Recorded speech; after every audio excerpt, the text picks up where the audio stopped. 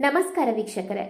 September 7, 2025ರಂದು ರಾತ್ರಿ 9:58 ಭಾರತದಲ್ಲಿ ಸಂಪೂರ್ಣ ಚಂದ್ರಗ್ರಹಣ ಪ್ರಾರಂಭವಾಗಿ ಸೆಪ್ಟೆಂಬರ್ 8ರ ಬೆಳಿಗ್ಗೆ 1:26 ಕೊನೆಗೊಳ್ಳುತ್ತಾ ಇದೆ.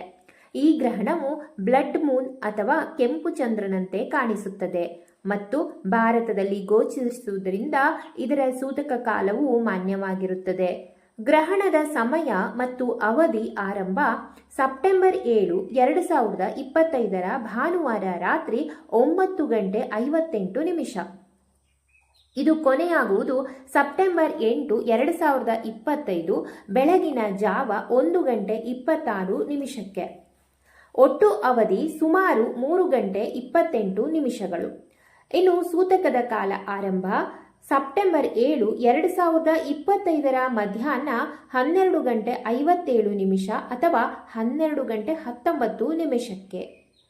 ಹಾಗೆ ಇದು ಕೊನೆಯಾಗುವುದು ಗ್ರಹಣದ ಕೊನೆಯ ಸಮಯದೊಂದಿಗೆ, ಅಂದರೆ ಸೆಪ್ಟೆಂಬರ್ 8, 2025ರ ಬೆಳಗಿನ ಜಾವ 1:26. ಇದಕ್ಕೆ ಸಂಬಂಧಿಸಿದಂತೆ ಇತರ ವಿವರಗಳು ಹೀಗಿದೆ. ರಕ್ತಚಂದ್ರ ಎಂದರೆ ಏನು? ಈ ಚಂದ್ರಗ್ರಹಣವು ಭೂಮಿಯ ವಾತಾವರಣದಿಂದ ಕೆಂಪು ಬೆಳಕು ಚಂದ್ರನ ಮೇಲೆ ಬೀಳುವುದರಿಂದ ಕೆಂಪು ಬಣ್ಣದಲ್ಲಿ ಕಾಣುತ್ತದೆ. ಇದರ ಗೋಚರತೆ ಎಲ್ಲೆಲ್ಲಿ ಕಾಣಿಸುತ್ತದೆ ಎಂದರೆ ಭಾರತ, ಏಷ್ಯಾ, ಯುರೋಪ್, ಆಫ್ರಿಕಾ ಮತ್ತು ಆಸ್ಟ್ರೇಲಿಯಾ ಸೇರಿದಂತೆ ವಿಶ್ವದ ದೊಡ್ಡ ಭಾಗದಲ್ಲಿ ಗೋಚಾರವಾಗಲಿದೆ. ಇನ್ನು ಇದಕ್ಕೆ ಸಂಬಂಧಿಸಿದಂತೆ ಸೂತಕದ ನಿಯಮಗಳು ಹೀಗಿದೆ. ಸೂತಕದ ಸಮಯದಲ್ಲಿ ಪೂಜೆ, ಶುಭ ಕಾರ್ಯಗಳನ್ನು ಮಾಡಬಾರದು. ಗರ್ಭಿಣಿಯರು ಮನೆಯಿಂದ ಹೊರಬರಬಾರದು. ದೇವರ ಮಂತ್ರಗಳನ್ನು ಪಠಿಸುವುದು ಮತ್ತು ದಾನ ಮಾಡುವುದು ಫಲಪ್ರದ ಎಂದು ನಂಬಲಾಗಿದೆ. ಈ ಗ್ರಹಣವು ಶತತಾರ ನಕ್ಷತ್ರ ಕುಂಭರಾಶಿಯಲ್ಲಿ ಆಗುವುದರಿಂದ ಈ ನಕ್ಷತ್ರ ರಾಶಿಯವರಿಗೆ ಹೆಚ್ಚು ಕಾಡಿಸುತ್ತದೆ.